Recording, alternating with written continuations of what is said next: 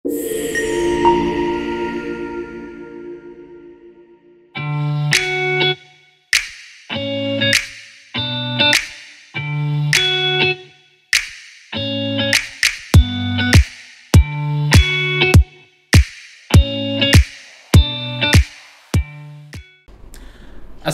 warahmatullahi wabarakatuh. Apa kabar Sobat Bincang? Ketemu lagi sama saya, Joko Triwayudi, salah satu host pada program Bincang, Bicara Inspirasi bersama IKSD Muhammadiyah Palembang. Jadi hari ini kita kedatangan tamu yang cukup spesial juga, karena sebelumnya kita sudah berbincang-bincang bersama dengan Rektor IKSD Muhammadiyah Palembang, Wakil Rektor 1, Wakil Rektor 2, Wakil Rektor 3, dan hari ini kita kedatangan tamu dari Fakultas Ilmu Kesehatan. Beliau adalah Bapak Yudiansah, Dekan Fakultas Ilmu Kesehatan. Selamat datang Bapak. Selamat datang, Assalamualaikum. Waalaikumsalam warahmatullahi wabarakatuh. Jadi Sobat Bincang, di samping saya adalah Dekan Fakultas Ilmu Kesehatan, Bapak Yudiansah. Beliau adalah Dekan Fakultas Ilmu Kesehatan saat ini.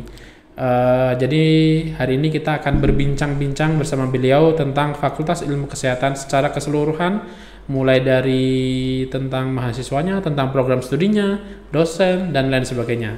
Jadi mari kita sapa langsung Bapak Yudiansahnya. Assalamualaikum Bapak Yudi, sehat? Assalamualaikum, alhamdulillah luar sehat. biasa. Alhamdulillah Pak ya. Jadi memang setelah kemarin kita sudah berbincang-bincang dengan Wakil Rektor 1, 2, dan 3, hari ini kita akan berbincang-bincang dengan dekan. Untuk yang pertama itulah Dekan Ilmu Kesehatan bersama Pak. Jadi memang yang akan kami tanyakan nanti sebenarnya nggak jauh beda dengan pertanyaan tentang yang sebelum-sebelumnya bersama dengan Wakil Rektor 1, 2, 3. Mungkin ini kita fokuskan ke bagian Fakultas Ilmu Kesehatan yang sendiri gitu. Mungkin yang pertama saja, yang pertama kali Pak, Fakultas Ilmu Kesehatan. Boleh diceritakan Pak, bagaimana Fakultas Ilmu Kesehatan kedudukannya di IKSD Muhammadiyah Palembang ini? Ada berapa program studi, bagaimana akreditasi dan lain sebagainya mungkin Pak? Monggo Pak. Ya. Jadi alhamdulillah Pak Joko, sejak tahun 2020 Institut Ilmu Kesehatan dan Teknologi Muhammadiyah Palembang ini sudah memiliki 2 fakultas, di mana fakultas ini lahir seiring perubahan bentuk dari Stikes Muhammadiyah Palembang menjadi Institut Ilmu Kesehatan dan Teknologi Muhammadiyah Palembang. Di fakultas yang ada di IKES tadi ada 2 fakultas tadi ya, Fakultas Ilmu Kesehatan fakultas kita, dan satu lagi Fakultas Sains dan Teknologi.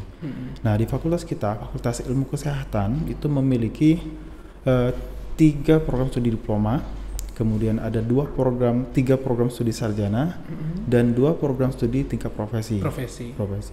Jadi di 3 program studi tingkat diploma itu ada diploma 3 keperawatan, diploma 3 kebidanan, diploma 3 fisioterapi.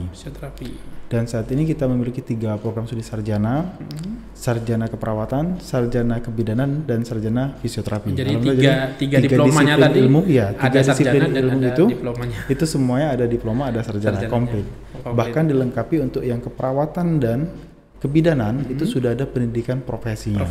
Pendidikan nurse untuk keperawatan dan profesi bidan untuk program studi kebidanan. Ya. Jadi memang sudah lengkap ya, karena memang kesehatan memang nggak jauh-jauh dari fisioterapi, dari perawat dan bidan, dari fisioterapi, dari kebidanan maksudnya gitu. Ya. Jadi memang dan satu bidan sudah ada gitu Pak ya? Sudah. Alhamdulillah sudah. Profesinya pun sudah menerima nih Pak kita Pak ya? Profesi tahun ini kita sudah mulai menerima profesi pendidikan bidan ya Pak. Profesi pendidikan bidan Pak ya. Jadi memang sudah sangat lengkap kalau untuk prodinya Pak ya. Kalau untuk akreditasinya bagaimana Pak? Untuk status akreditasi kita ada 2 program studi yang akreditasinya A. Saat ini A Pak ya? Saat ini A. Kemudian ada 3 program studi yang akreditasinya B. Ya, jadi yang A tadi, 2 akreditasi yang A tadi itu diploma 3 keperawatan dan diploma 3 kebidanan. Kemudian yang B, D3 fisioterapi, program profesi nurse, pendidikan profesi nurse, dan program studi ilmu keperawatan. Kemudian yang untuk sarjana fisioterapi dan kebidanan, S1 kebidanan dan profesi kebidanan itu mendapatkan akreditasi baik. Baik Pak ya. Itu kalau sebelumnya disampaikan juga itu prodi baru Pak ya, kenapa masih baik itu? Ya betul, jadi memang untuk program studi sarjana kebidanan profesi pendidikan bidan dan sarjana fisioterapi itu memang program studi terbaru yang ada di kita, di mana operasional program studi itu belum sampai 2 tahun bahkan. Oh gitu. Ya. Jadi memang akreditasinya yang via yang secara otomatis itu berarti Pak ya? Ya, masih akreditasi secara otomatis dan itu kita pengajuan penerbitan SK. Namun saat ini sedang berlangsung proses pengajuan reakreditasi yang program studi sarjana kebidanan. Sarjana kebidanan. Ya, insya Allah menyusul tahun depan sarjana fisioterapi. Mudah-mudahan mendapatkan hasil yang sesuai kita harapkan nanti. Jadi memang artinya sebelum 2 tahun memang tidak boleh mengajukan atau mungkin belum mengajukan dan setelah yang diajukan akan diajukan setelah 2 tahun gitu Pak ya. Betul. Nah, dan rencananya ini program studi S1 fisioterapi. Yang sekarang sedang berjalan prosesnya itu sarjana kebidanan. Oh, sarjana kebidanan. Oh, mohon maaf. Sarjana fisioterapi. Ya, sarjana kebidanan dan sarjana fisioterapi ini sebenarnya secara SK, mereka sebenarnya kalau lihat tahun yang sama dapatnya. Oh, tahun yang sama. Tapi sarjana fisioterapi itu kelambatan di bulannya. Dia dapat bulan Agustus, kita September sudah mulai kuliah. Oh, jadi nggak sempat menerima mahasiswa. Menerima mahasiswanya baru 1 angkatan. Oh, gitu. Tapi kalau yang program studi sarjana itu sudah 2 angkatan. Sarjana kebidanan tadi. Sarjana kebidanan. Sudah 2 angkatan. Dua angkatan. Itulah kenapa alasannya belum akreditasi kemarin Pak ya. Dan memang ketentuannya juga Pak Joko, kita itu diwajibkan memang mengajukan setelah itu tadi jalan 2 tahun angkatan menerima mahasiswa baru. Dan aturan itu juga sebenarnya bukan bermaksud apa-apa. Kita mau reakreditasi juga nilai kita tidak akan maksimal karena banyak poin-poin yang memang belum bisa kita isi. Ya, belum bisa dipenuhi kalau belum sampai 2 tahun. Benar, berarti memang alasannya bukan karena kita menunda, tapi karena memang secara hitung-hitungan pun kita harus minimal 2 tahun itu Pak ya, biar bisa didapatkan. Baik. Berarti memang untuk akreditasi sendiri sudah ada yang A tadi Pak ya, ada 2 Pak ya. Alhamdulillah 2 prodi sudah A. Sudah A. Kemudian A itu kalau misalkan kita lihat dari standar penilaian sekarang itu sama seperti unggul Pak ya. Oh, jadi sama, bisa disamakan dengan unggul. Jadi mendapatkan predikat A dan unggul itu sama-sama di nilai minimal 361. Artinya kita bisa mengatakan A itu unggul. Ya, bisa digaringkan unggul lah karena nilainya sama. Sama. Jadi memang cuman beda itunya aja Pak ya. Beda instrumennya. Ya, karena waktu penilaian yang mendapatkan A itu masih menggunakan instrumen 7 standar, tapi untuk yang sekarang sudah pakai 9 kriteria. 9 kriteria. Kalau 9 kriteria masuk di 361 ke atas, dia bukan A lagi penilaian tapi unggul. Artinya sama dengan unggul berarti. Sama. Iya, betul. Untuk rencana akreditasi ulangnya ada nggak Pak dari beberapa program studi? Apakah mungkin ada yang mau kira-kira kapan habisnya, kapan akreditasi ulangnya gitu Pak? Yang 2 program studi A tadi itu sama-sama akan expired masa akreditasinya itu di akhir tahun ini. Ya, di akhir tahun ini. 2024 ini berarti. 2024 saya juga tadi lupa menyampaikan bahwa 2 program studi ini baik di 3 kebidanan maupun di 3 keperawatan saat ini sedang isi borang, sedang persiapan untuk reakreditasi. Ya. Insya Allah kami sangat optimis dengan sumber daya yang ada, borangnya itu bagus. Insya Allah nanti yang saya yakin potensi untuk mendapatkan unggul, bahkan ada peningkatan skor dari sebelumnya itu, insya Allah kita dapatkan nanti. Sangat mungkin artinya. Sangat memungkinkan. Ya, 2 prodi ini sangat potensial karena didukung dengan sumber daya, khususnya SDM-nya. Jadi artinya secara sumber daya ada peningkatan, secara prestasi ada peningkatan, artinya tidak mungkin mundur, harusnya pasti malah meningkat skornya tadi Pak ya. Skornya ada peningkatan. Amin.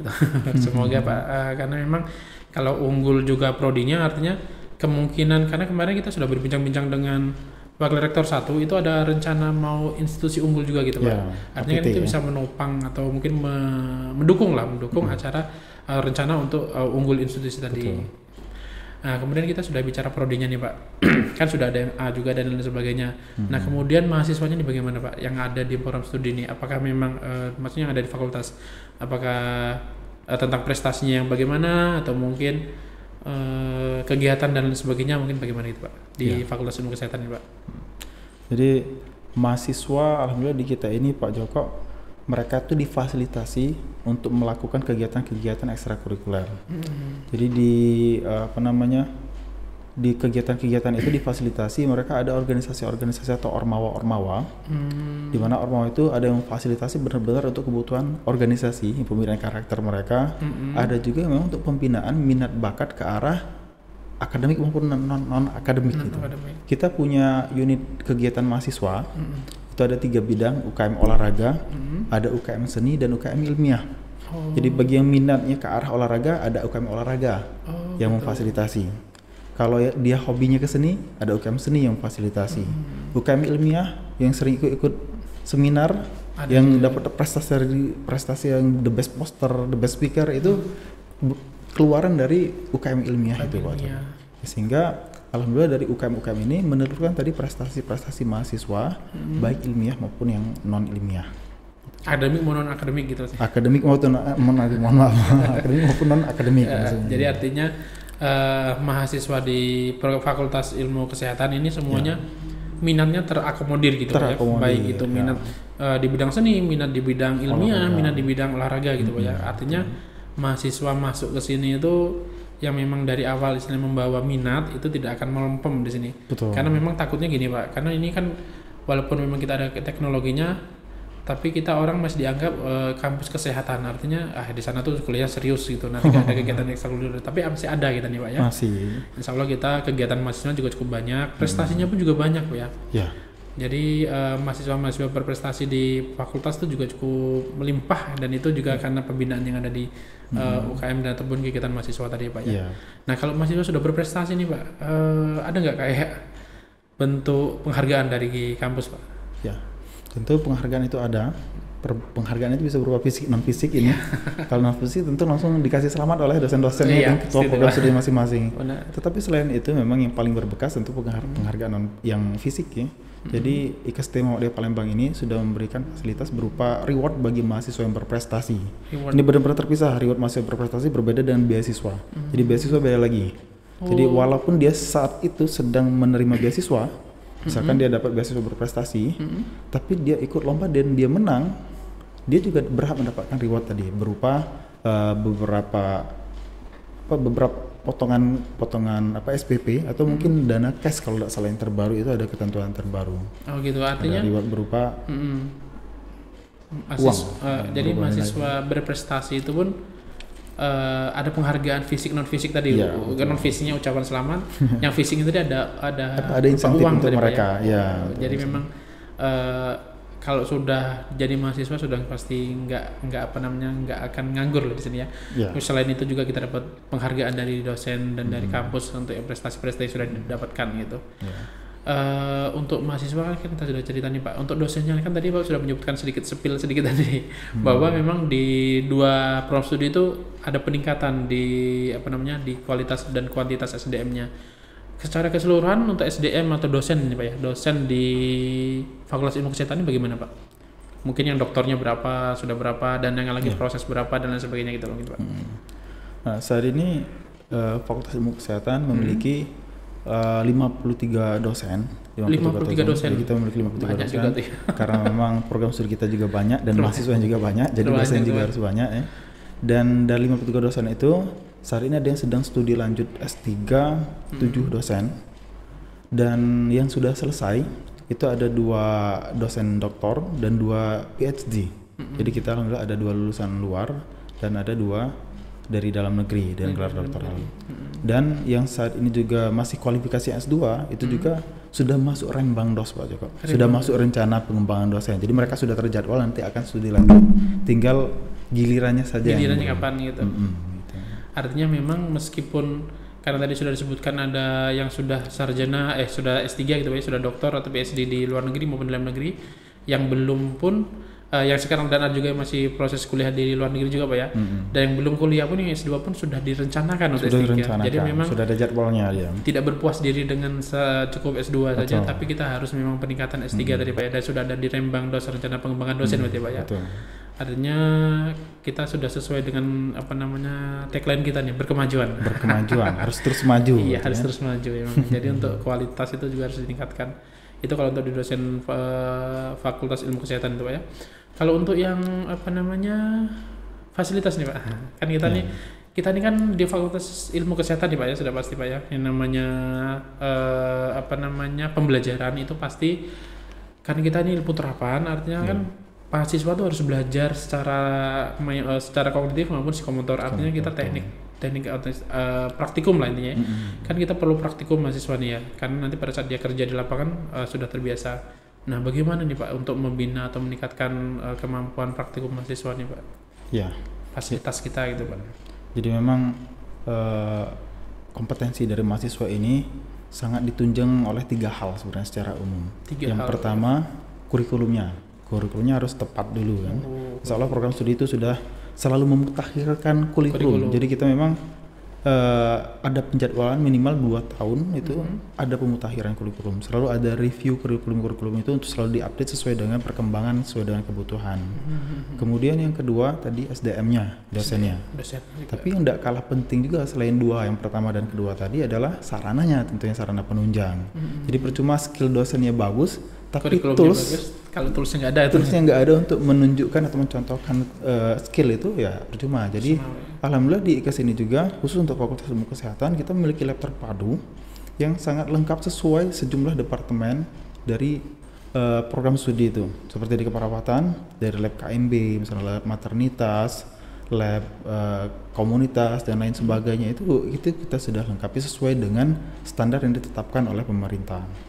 Bahkan di salah satu lab itu yang menunjang unggulan seperti KMB misalnya Gadar itu kita lebihkan dari yang lain, kita update fasilitasnya sehingga memang benar-benar kita bisa klaim bahwa itu lab unggulan kita seperti itu. Jadi artinya secara standar sudah pasti terpenuhi secara standar. Insya Allah sudah terpenuhi secara standar. Dan kalaupun ada yang diunggulkan, misalnya kayak tadi kan untuk yang di keperawatan tadi kan unggulannya di keperawatan gawat darurat. Ya. Nah itu artinya diunggulkan pun di sana juga gitu. Termasuk juga kalau di bidan itu kan yang holistik gimana? Holistik ya. Kalau ada 3 kebidanan itu holistik. Kalau yang sarjana kebidanan unggulan kita manajemen laktasi. Jadi artinya pada lab-lab khusus itu unggul istilahnya. Lebih baik daripada standar. Nah kalau yang lainnya pasti sudah minimal standar sudah pasti terpenuhi gitu Pak ya. Jadi artinya fasilitasnya pun itu sangat menunjang karena memang tadi selain dosen dan kurikulum yang istilahnya mumpuni, kalau tanpa dibaringin dengan fasilitas juga nanti sama aja itu ya. Iya betul. Siap. Berarti artinya dosen dan kurikulum dan penunjangnya atau laboratorium itu sudah sangat baik. Nah kemudian untuk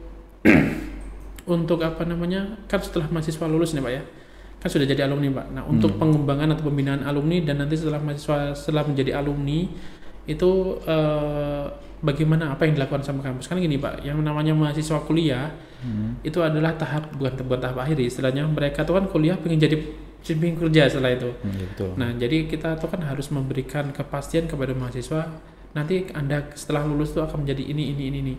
Nah, bagaimana cara fakultas meyakinkan calon mahasiswa yang mau daftar nanti Anda akan kerja sebagai ini gitu, Pak? Bagaimana itu, Pak? Ya, jadi memang setiap program studi atau setiap bidang ilmu itu adalah kerja sendiri-sendiri. Dan kita sampaikan ke calon pendaftar, dari calon pendaftar itu kan kita sudah ada tuangkan dalam leaflet, misalnya sudah ada dalam brosur atau poster, dan termasuk kita tambah penjelasan secara lisan tentang prospek lapangan kerja mereka. Bukan hanya prospek atau di mana sih tempat mereka bekerja, tapi data juga bisa kita sajikan bahwasanya memang saat ini memang rasio tenaga kesehatan itu masih kurang sebenarnya di Indonesia. Khususnya di Sumatera Selatan ini. Dari tingkat kota sampai ke kabupaten daerah. Jadi memang dari itulah kita bisa sampaikan prospek mereka. Dan itu terbukti sebenarnya memang kita kan ada kegiatan tracer study. Jadi tracer study itu memang salah satu poin yang kita lakukan adalah untuk melihat waktu tunggu lulusan. Waktu tunggu lulusan untuk mencari mendapatkan pekerjaan maksudnya. Gitu, ya. Nah, jadi memang alhamdulillah berdasarkan hasil tracer study itu rata-rata kita waktu tunggu lulusan alumni kita itu masih di bawah 3 bulan rata-rata. 3 bulan masih di rentang 0 sampai 3 bulan ya. Kirain 6 bulan. Nah, rata-rata 3 bulan yang terakhir. Jadi dari situ kami bisa mengklaim sebenarnya peluang kerja bagi mereka itu sangat terbuka lebar. Apalagi saat ini memang mereka kan bukan cuma terpaku kepada bekerja sebagai pekerja di instansi pemerintah maupun swasta, tapi saat ini banyak berkembang klinik-klinik swasta, apalagi seperti fisioterapi, kebidanan, sesuai unggulan mereka itu sangat menunjang sebenarnya untuk mereka buka nanti praktek klinik, praktek mandiri seperti itu. Artinya tidak hanya mencetak sebagai pekerja, tapi juga siap mencetak untuk sebagai wira swasta, usaha gitu Pak ya. Karena memang untuk yang kayak keperawatan, kemudian kayak kebidanan, fisioterapi itu mereka bisa membuat klinik mandiri gitu Pak. Klinik mandiri.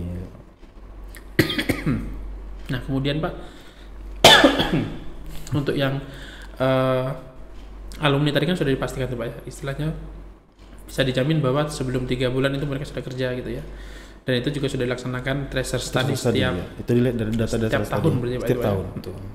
Artinya memang setelah mahasiswa masuk, sebelum masuk sudah kita yakinkan Pak, mereka nanti akan bekerja sebagai apa dan dijamin mendapat pekerjaan sebelum berapa lama gitu sebenarnya. Batuk nih. Kemudian Pak, jadi kita sudah cerita dari mulai prodinya, mahasiswanya, dosennya, akreditasinya.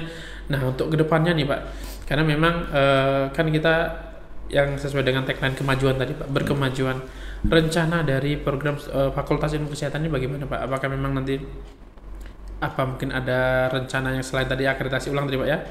Bagaimana nih Pak istilahnya pengembangan selanjutnya agar memastikan bahwa fakultas ini bermutu gitu Pak? Ya. Mungkin Pak. Nah ya jadi perguruan tinggi ini Pak Joko memang kita itu dituntut menjalankan continuous improvement istilahnya. Jadi perbaikan berkelanjutan. Ya. Jadi mutu itu tidak mandek sampai di situ. Walaupun dia A misalkan atau sudah unggul, tapi harus ditingkatkan lagi standarnya secara terus menerus. Karena itulah di kita itu ada sistem penjaminan mutu internal untuk nanti ngeceknya, memastikannya jalannya sudah bagus atau tidak, itu di kegiatan akreditasi kan, di sistem penjaminan mutu eksternal. Nah jadi harapan kita apa yang sudah kita ceritakan tadi itu terus kita tingkatkan. Kualifikasi dosen terus kita tingkatkan, sarana prasarana terus kita tingkatkan, kurikulum harus selalu kita update sesuai dengan kebutuhan dan perkembangan zaman. Dan bahkan terakhir seperti lab kan kemarin kita baru mutakhirkan lab multimedia. Lab multimedia kan kita pernah dapat hibah, kita punya 2 smart classroom yang kita jadikan lab multimedia itu yang kita install di situ aplikasi untuk pembelajaran anatomi 3 dimensi. Nah saat ini kita kasih aplikasi 3 dimensi misalkan. Tidak mungkin nanti 1-2 tahun ke depan kita programkan untuk penambahan fitur VR misalkan. Jadi mahasiswa itu nanti bisa belajar anatominya kayak kadaver real tapi menggunakan VR virtual reality. Karena kita tagline kita juga karena di sini kampusnya kesehatan dan teknologi. Nah, kita juga harus bisa mewujudkan itu. Bersinergi antara kesehatan. Jadi sehingga ketika semuanya semakin meningkat ya harapan kita kompetensi lulusan kita juga semakin meningkat sehingga dia dapat bersaing lebih baik lagi di dunia kerja, peluang kerja semakin meningkat dan insya Allah mereka semakin bermanfaat untuk umat. Seperti tagline juga di visi kita, kemaslahatan umat. Ya, ujung dari visi kita adalah kemaslahatan umat. Jadi jalan dari kemaslahatan umat itu dari situ, dari alumni kita yang selalu meningkat kompetensinya. Jadi artinya memang tidak berbangga diri dan tidak berpuas diri dengan keadaan saat ini Pak ya, karena memang kita mendapatkan bukan cap sih, mendapatkan predikat, artinya kita tuh sudah dinilai orang di luar sana itu kita tuh berkualitas begitu, dan itu juga tidak menjadikan kita berpuas diri. Tidak melakukan improvement, continuous improvement tadi Pak ya, artinya meskipun kita yakin kita tuh bermutu, kita juga tetap meningkatkan continuous improvement tadi terus berkelanjutan. Karena memang sekali lagi untuk mendukung tujuan visi utama kita kemaslahatan umat itu salah satunya dengan continuous improvement tadi gitu Pak.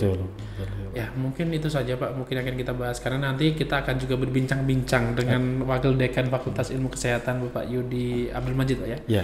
Nanti akan kita bertanya lagi selanjutnya benar. Kami akan bertanya lagi tentang Fakultas Ilmu Kesehatan bersama beliau, mungkin di bagian yang lebih spesifik mungkin Pak gitu. Jadi Sobat Bincang, itu tadi yang sudah kita berbincang-bincang bersama dengan Dekan Fakultas Ilmu Kesehatan Bapak Yudi Ansyah. Semoga bisa memberikan inspirasi, semakin memberikan inspirasi kepada Sobat Bincang bahwa memang kampus IKSD Muhammadiyah Palembang Fakultas Ilmu Kesehatan ini sangat bermutu dan memang tidak ada ruginya, tidak ada kurangnya. Anda masuk di sini dengan fasilitas yang sangat lengkap, dosen yang sangat mumpuni, kemudian jaminan alumni bekerja yang sangat baik, serta continuous improvement yang terus dilakukan. Jadi memang kegiatan yang dilakukan untuk menjamin kualitasnya itu sudah sangat lengkap sekali. Jadi itu mungkin Pak closing summary dari kami gitu Pak. Jadi mungkin Sobat Bincang itu saja dari kami. Kita akan bertemu lagi nanti setelah dengan Pak Yudensa, kita akan berbincang juga dengan Ibu Zairina Yati, Dekan Fakultas Sains dan Teknologi. Mungkin dari kami seperti itu. Kami mohon maaf apabila ada kesalahan. Nasrullah wa qarib. Wassalamualaikum warahmatullahi wabarakatuh. Waalaikumsalam warahmatullahi wabarakatuh. Terima kasih Pak ya. Sama-sama.